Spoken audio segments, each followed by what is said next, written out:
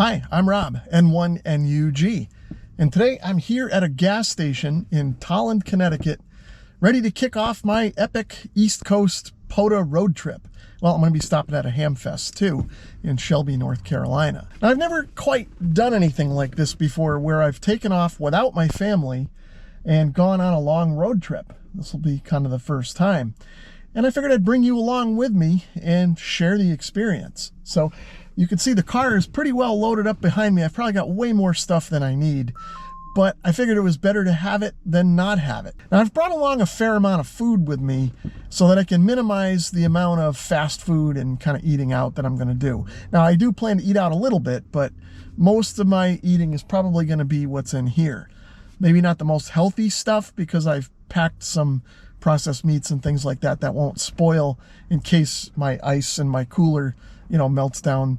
But nevertheless, it's all here, so I should be able to at least save a little money on eating out. I've also got all my camping gear with me because my first stop is going to be a campground in Pennsylvania. Well, I guess technically that's my second stop.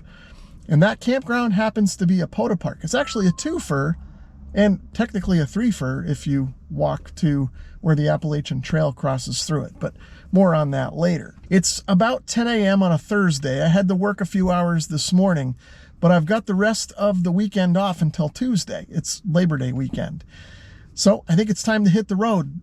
Gas tank is full, the food is full, the water is full, and I even have a bottle of Dr. Pepper here to help me in case I get a little tired on the road. Now, you probably heard the beeping in the background. I've also got the Yaesu FTM 300 beaconing APRS, and I've got a CB radio over here kind of tucked in the glove box in case I need to keep an eye on traffic. Anyway, my first stop is at a trailhead in Pennsylvania where I'm going to be able to stop, stretch my legs, have some lunch, and do a quick POTA activation. So I'll see you there.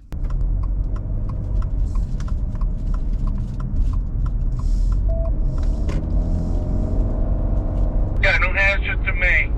The border of it going through from New Hampshire to Maine. That bridge is closed. All right, thank you much. I'm going the opposite way, but thanks for the info, driver. So I'm finally here at my first stop where I'm going to have lunch, and I'm probably about an hour behind where I wanted to be. I got a slow start at the gas station and kind of fiddling around with ice and different things, and then I got caught in a backup somewhere around Newburgh, New York.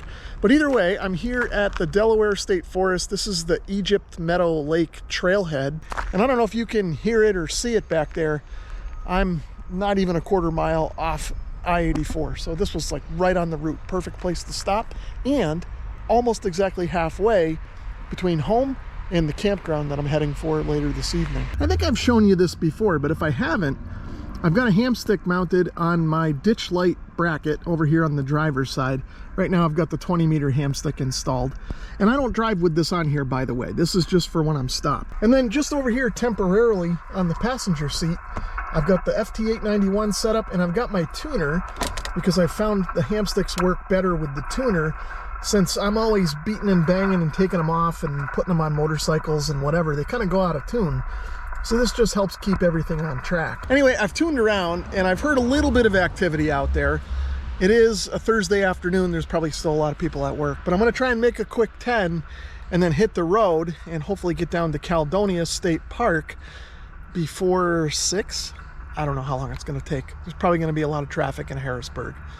Whatever, let's get activating. During this trip, I didn't record any of my activations. It would have been a lot of footage for me to edit, footage that you probably wouldn't want to sit through anyway. So instead, I'm just going to show you the logbooks from each of the activations. If you happen to see your call sign in any of my logs from any of these activations, let me know in the comments. I'd love to know if I worked here or not. Anyway, you can see that during this activation, I only made 11 contacts. Band conditions were tough and people were just not coming back to my CQ. In fact, you can see I've got a handful of park-to-park contacts here, and that's because I had to go hunting in order to fill up the list and make 11 contacts. Okay, well that was a tough activation. It took probably over an hour to get 11 contacts.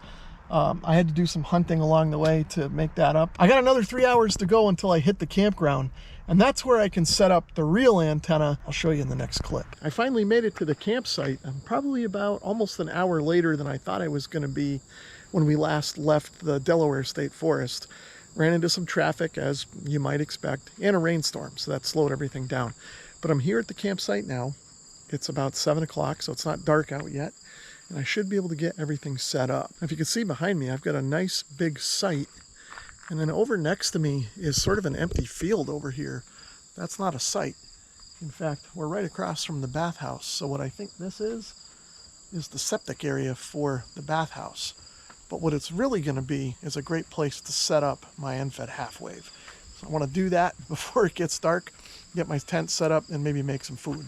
Before it gets too much darker, here's a look at the camp. I've got my tent set up there, sort of on the rise. It's sort of flat up there, but not really. But it is the flattest part of the whole campsite, aside from probably where I'm parked. Either way, fire ring. I might have a fire, although I think we might end up getting a storm here. End-fed half-wave is set up over here. Although again, if that storm starts to get close, I'm going to lower that down and maybe not even set it up tonight. We'll see. Right after I was done filming the last clip, the skies opened up and it started to pour. So I ended up sitting in my car and activating while I ate my dinner. And that all happened to coincide right around the start of a new UTC day, as you can see here from the very first contact that I made. Now, if we look at the next page of contacts, you can see right about here, there's a 10-minute or so gap in the contacts. And that's when I realized I'd be more comfortable in my tent. So in between rain showers, I went out and moved everything from the back of the car into the tent, and then continued to activate the rest of the evening from my tent. And as we look at the last page of contacts here, you can see that I was able to make a total of 67 over the course of about 3 hours before I got tired and went to bed. Now, if you happen to see your call sign in this log anywhere, let me know in the comments. I'd love to know if I worked you from Caledonia State Park. Now, this activation happened to be a twofer. Caledonia State Park is located entirely within Michaud State Forest. Now, when I was activating the park, I didn't let most of the hunters know that I was actually working a twofer. The only people that I told that I was working a twofer were the handful of park-to-park stations that I worked, so that they could properly log everything. But for the rest of the hunters, it was easier for me to just say one park number, and I figured everything would get sorted out in the logs once I uploaded. It's morning 2. We had some thunderstorms roll through last night, but I was able to do some POTA activation. I started in the car, and then I realized I'd have more room in the tent, so I moved the radio into the tent, and I don't know, I made maybe about 50 contacts or so. And as you can see behind me, it's breakfast time. I've got water on to make instant coffee. Got some nice orange juice over here, and I'm making up some sausage patties so that I can have a breakfast sandwich. Sausage, cheese, and English muffins. Now, you'd probably put eggs on there too, but I just can't eat plain eggs. They bother my stomach. I don't know if I showed you this last night, because I think by the time I finished setting it up, it was too dark for the camera to really see it, but I've got the antenna set up here. You can kind of see it there above me. And it stretches over to my campsite back there and terminates right at the picnic table. It worked really well last night until the storms came through. So then I came over and lowered it down just so we didn't have any issues. I've put it back up for now. I might try and make a few contacts here before I leave, but I want to get out of here by 8 a.m. and it's about 7:15 now. When I showed this field where I have the antenna last night, I thought maybe it was like the leach field for the bathhouse, but I don't think so. There's remnants of steps here. This was either a site or maybe there was a building here at one point, but either way, it worked real well for me. Unfortunately, I'm not going to have this site when I come back through here on Sunday because it was booked. I've got another site on the other side of the campground. It's a little smaller, so we'll see if we can make the antenna work over there or not. I don't know. We'll find out on Sunday. So I've pretty much broken down camp, and I was going to sit here and drink coffee and activate POTA for 30 to 45 minutes, but it's starting to drizzle. So I think I'm just going to take the antenna down and get on the road.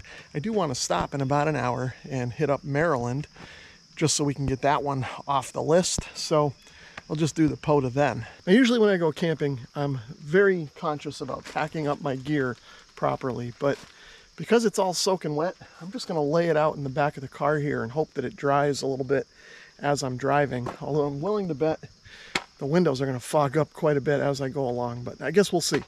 Anyway, next stop, Maryland. I decided to make a quick stop here in Maryland at the Chesapeake and Ohio Canal Rail Trail Visitor Center. This is a beautiful area. I'd love to do this trail at some point, but I'm just going to stick here at the Visitor Center, do a quick activation, and get back on the road. I do want to stop in Virginia this afternoon if I can. Now, West Virginia is just on the other side over here, right behind the camera, but I'm not going to be able to get any POTA parks, at least not on my way down. There's none right off the highway. I'm going to try and hit West Virginia on the way back by taking a kind of roundabout route if I have time. But today, it's going to be Maryland and Virginia, maybe North Carolina. At the Chesapeake and Ohio Canal, I was able to make 25 contacts in about 30 minutes or so. Band conditions were good, and the ham sticks were working out just fine. And just like before, if you see your call sign in my log here, let me know if I worked you from Maryland at the Chesapeake and Ohio Canal. So that was a successful activation. I got 25 contacts or so in a little over 30 minutes. Handful of park to parks too. I left the back hatch open while I was activating so that my tent would hopefully dry out a little bit. But it's time for me to hit the road, and my next stop is going to be in Virginia in about 3 hours, give or take, with traffic. I'm going to see if they'll let me use the bathroom here inside the Visitor Center, and then I'll be on my way. So I'll see you in Virginia. So I'm here at Claytor Lake State Park in Virginia. So I'm at least going to stop and make a sandwich, have something to eat. I'm going to try and activate too. I thought about putting up the unfed half wave.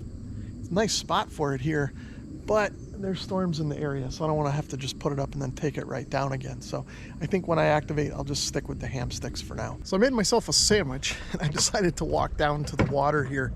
What a beautiful place this is. I wish I had more time to spend here. You can see there's beautiful lawns behind me over there, and then of course the lake over here. And I don't know if you can see it behind me. There's a family out there kayaking right now. That's what I'd like to be doing. But I'm going to eat this sandwich, and I think I'm going to get on the air and make a few contacts. I've got 3 or so hours left to get to my hotel in Shelby, so I'll make the most of my time here at Claytor Lake in Virginia while I can. I spent over 2 hours at Claytor Lake, but you wouldn't know it from this activation log. I actually spent a lot of my time just walking around and enjoying the area, and then I realized that the storms were rolling in faster than I originally thought. So I made it back to the car, and within about 20 minutes, I made 11 contacts. And right about this time, as I made that last 11th contact, I saw a bolt of lightning hit the lake.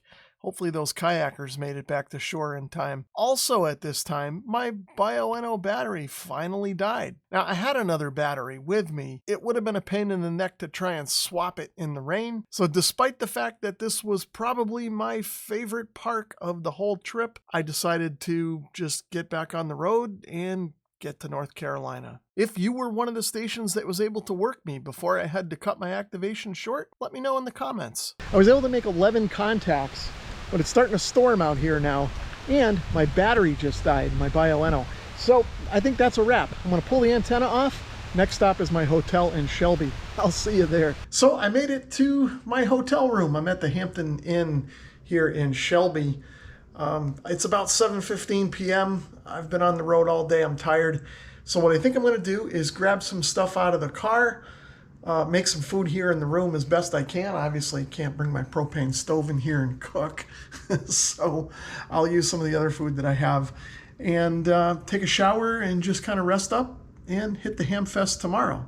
I'll see you there. On the morning of the Hamfest, when I went out to make my way to the parking lot, I noticed that there were a fair number of cars with antennas in the parking lot of my hotel. That's a pretty good indication that this Hamfest draws people from outside of the local area to come and visit. I certainly wasn't the only one from out of town. Now, I normally don't film at Hamfests, and I had already decided that I wasn't going to do so here at Shelby either. Here in the Northeast, a lot of the Hamfest attendees are reluctant to be on camera. When I've attempted to film Hamfests in the past, I've been asked by many people to either put the camera away or not include them in whatever clip I was filming. I didn't know if that would be the case here in North Carolina or not, but I just decided not to take any chances. In all honesty, I'm also not real comfortable filming out in public. I always feel a little self-conscious holding the camera. On top of that, I never know really what to show. The things that interest me may not interest you. The last reason I decided not to film is because I thought there might be other YouTubers there that were going to be filming the Hamfest, and I felt that if I filmed footage of the Hamfest and included that in a video, it would sort of dilute and take away from maybe what they were doing, which would arguably be any better than anything that I could do. So I just grabbed a few snapshots with my cell phone that I'll show you here in this video, but if you want to see the details, I'll leave some links below to YouTubers that have already posted videos about this Hamfest. Now, if I were to compare the size of this Hamfest to what I'm used to in the Northeast, I'd say it's roughly equivalent in size to Sussex, New Jersey. Although in years past, I think Shelby would have probably been a little bit bigger. I was told that the attendance for at least sellers at Shelby was down fairly significantly than what it has been in the past. So had the normal amount of sellers shown up, it would have definitely been bigger than Sussex. Now, as far as the type of stuff for sale, it's very similar to what I'd say in the Northeast.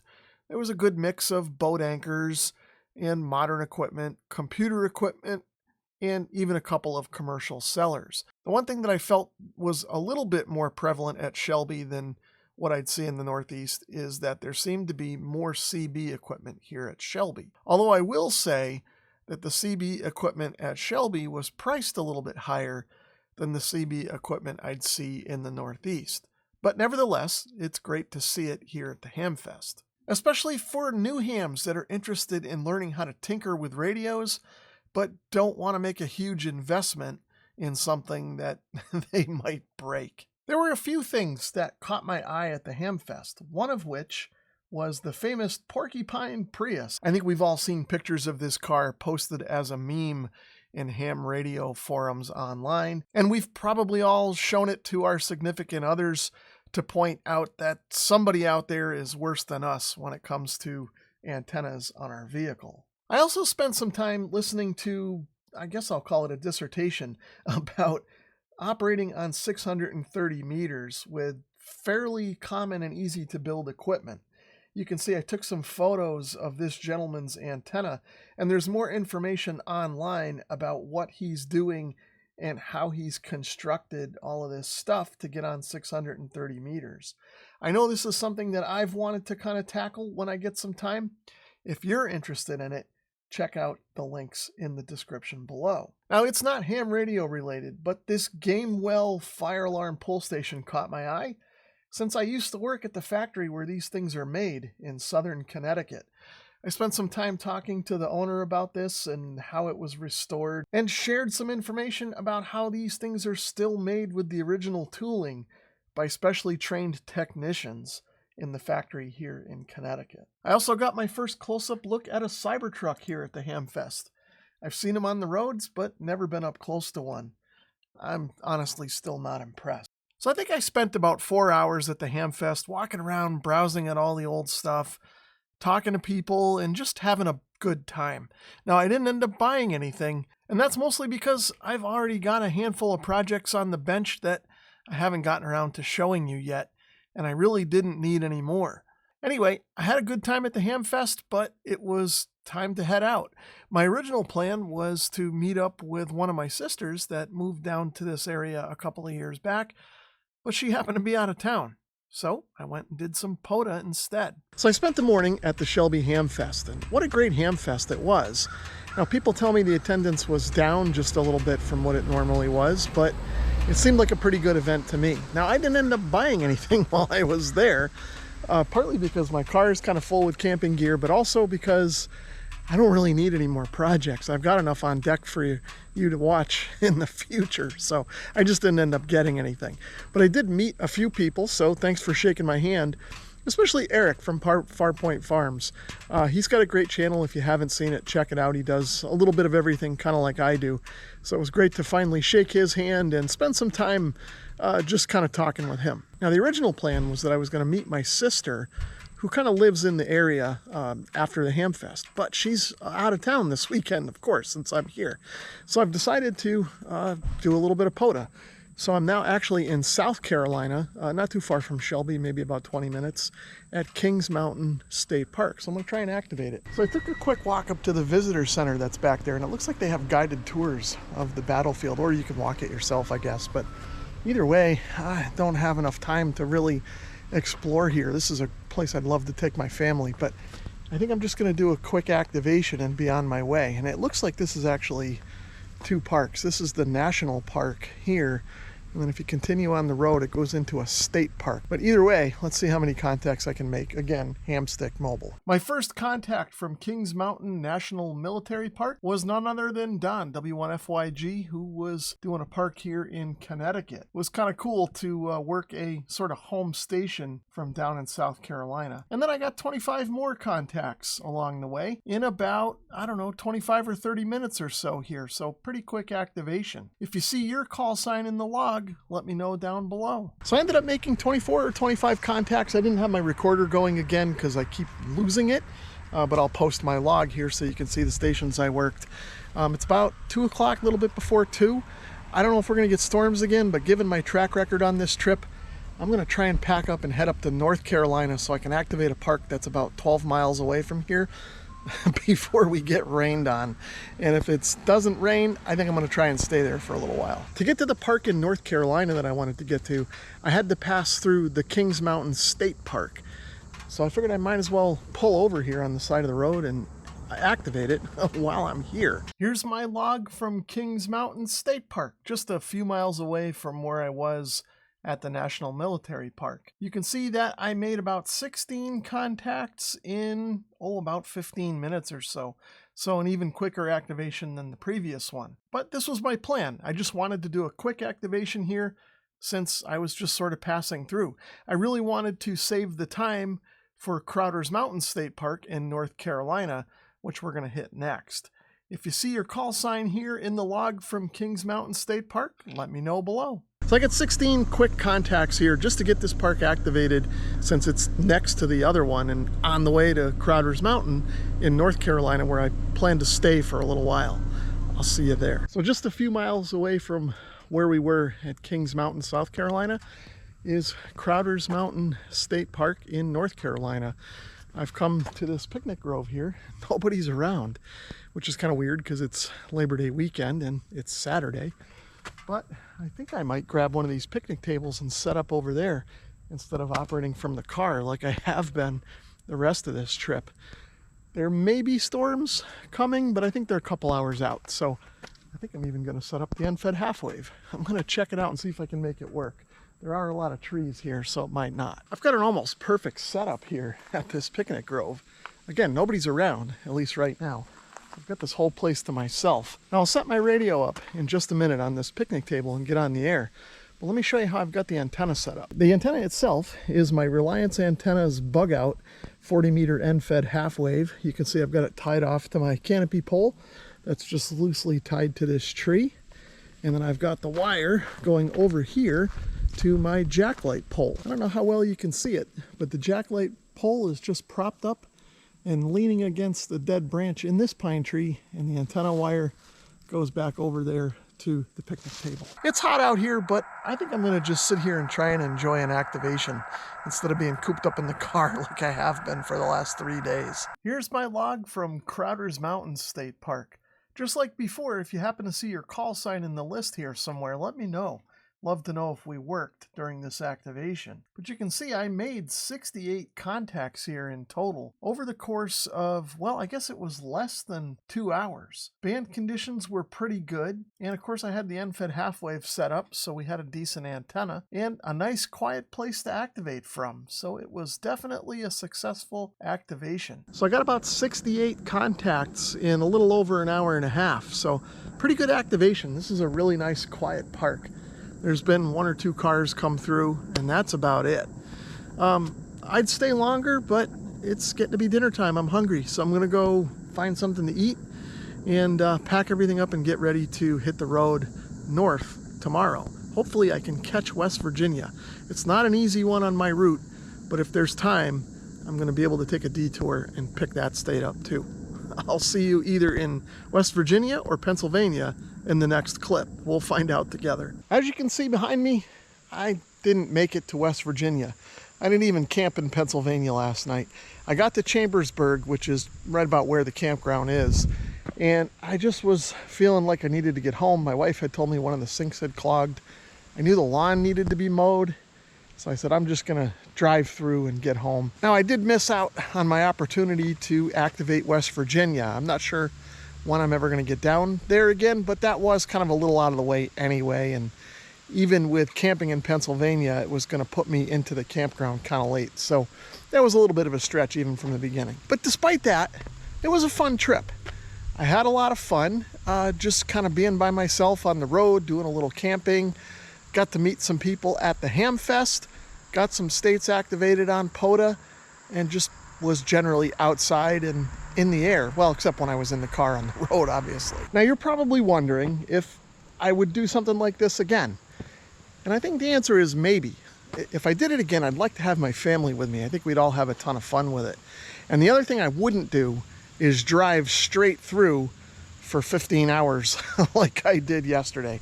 It was a bit much. I mean, I stopped a few times along the way, so I was probably only actively driving for maybe 13 and a half hours. But even still, it was a long day. I was tired by the end of the day. And it probably would have just been better if I broke it up and stayed in Pennsylvania like I had originally planned. Either way, I'm home. I've got to finish putting all my stuff away. My tent was pretty much dry in the car. There were a few little wet spots, but no mold or anything, so that's good. And like I said, I got to mow the lawn. So thanks for watching. I hope you enjoyed the video and coming along with me on my epic POTA road trip. 7-3.